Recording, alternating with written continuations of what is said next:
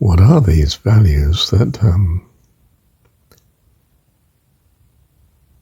our God must personify for this group to be successful?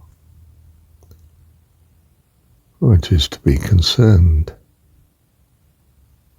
for each member of the group, else each member that is not catered for is a potential threat, competition to the group. So it's not just that we have common values, but that the common values are harmonious as regards each member's view of the group. If there's disagreement as regards what these values are, there will be discontent. And the discontent will be, if you like, a fracture or a weakness, a dividing tension, not holding the group together, but actually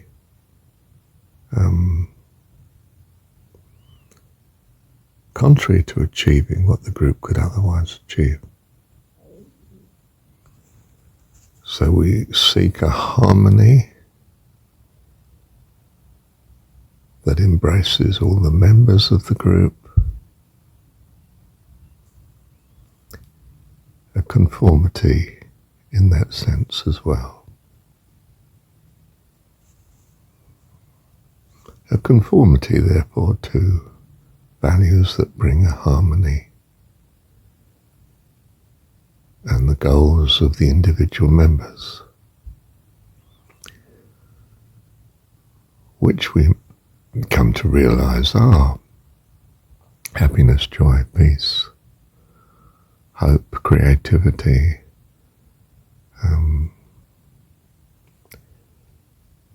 kindness to each other, fellowship, love. People who do not hold such views need to be kept out of the group unless they are willing to hold such views. I mean, truly willing. But they have a God that's compatible with that of others. Now, a particular individual may have goals that are not compatible with the welfare of others. In other words, not actually have the same values or compatible values in this respect. And that's a threat to the other members of the group. Some or many. And increasingly so in that they may form a united faction within the group and steer the group away from a joint harmony. Well, a group may criminalize certain persons and keep them constrained accordingly.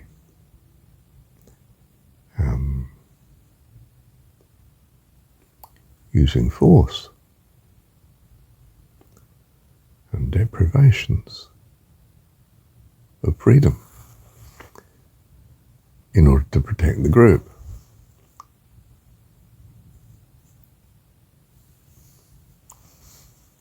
The state will have perhaps criminal law and prescribed notions of justice and control of such individuals. It may have competition with other states and groups beyond its boundaries, geographical perhaps, or boundaries of influence and control And in order to preserve its own identity, therefore, may be using force to protect itself, or even advance itself upon others.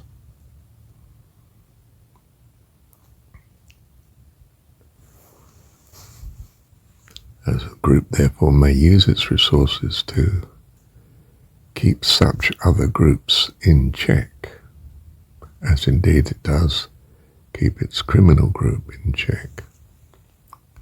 It may trade and cooperate with such other groups, societies, because that may be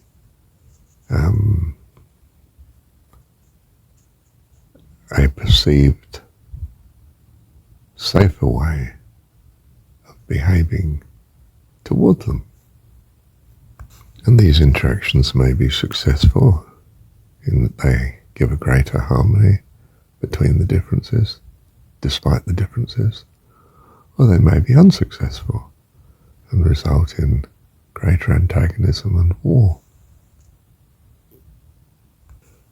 The society that seeks peaceful solution, that contributes to the prosperity of the other. Well, let me pause there. We don't want them to prosper so much that they can destroy what we value. So we have to be careful in what we're doing and helping. And we don't want to withhold such that it makes the situation worse either. Withhold such cooperation. We may think it better in that regard to seek an isolation.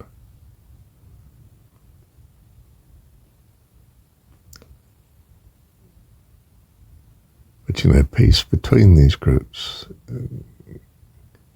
is crucial actually to the prosperity of either.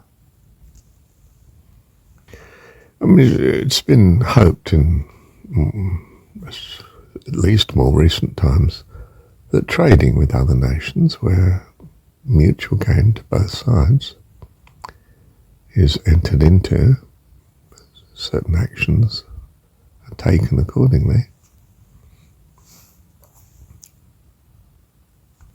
may encourage a coming together of cultures that we have a harmony between the two. And of course, if actions are seen as mutual help to each other, that seems likely to come about. A coming together of values that appreciate harmony on both sides. The cooperation may spread to a harmony of values in general.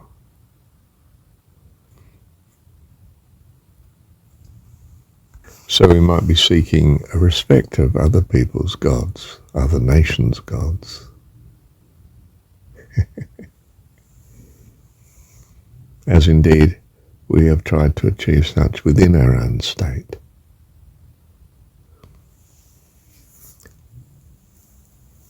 We try to find a cordial situation, a civilized situation that handles our differences. And indeed, we try to do this at every level, don't we? Within the family, within the workplace, within the group. People do not have the same God, do not have the same personified values.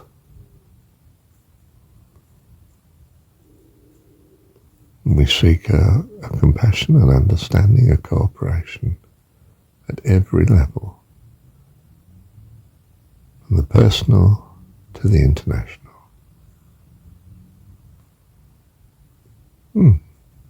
Thank you, Heavenly Dad.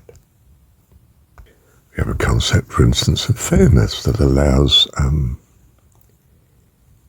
each a certain equality, perhaps, in opportunity to be happy and fulfilled, to have life. We go further and seek values that we call loving, which empathize, feel for other people in their need, as well, in some sort of ultimate sense, as our own. Their needs become our needs as well. We're concerned for them if they're in poverty or unhappiness or deprivation. I mean, in material terms, if we value development, we want it for them as well. If they don't value what we want, what we value, we try to seek a respect of, that in some sense they have some equal right. But even equality, you see, is a value in itself. If they don't have this goal, this valuation, there'll be discord. So we find that living is trying to prioritize this minimization and handling of discord, disagreement. We find we are here learning to become wonderful heavenly citizens. Oh, what a surprise. Who would have thought that?